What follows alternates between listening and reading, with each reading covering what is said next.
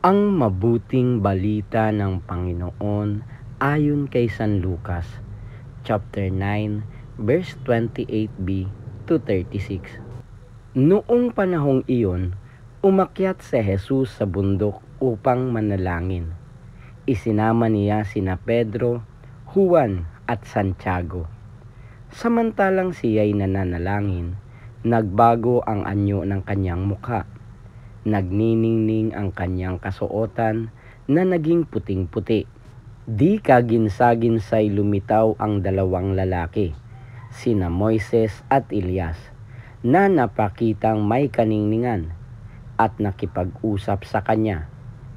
Pinag-usapan nila ang nalalapit na pagpanaw ni Jesus na magaganap sa Jerusalem.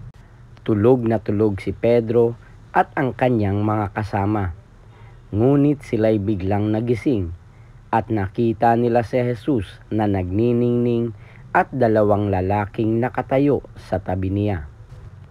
Nang papaalis na sa tabi ni Jesus ang mga lalaki, sinabi ni Pedro, "Guro, mabuti pa'y dumito na tayo. Gagawa po kami ng 3 kubol, isa sa inyo, isa kay Moises at isa kay Elias."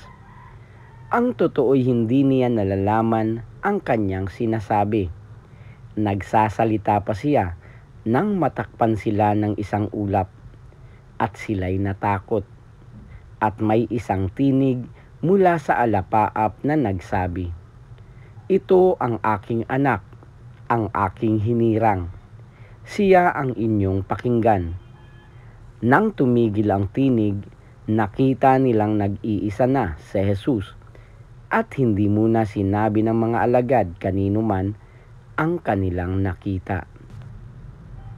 Ang mabuting balita ng Panginoon. Pinupuri ka namin, Panginoong Hesukristo.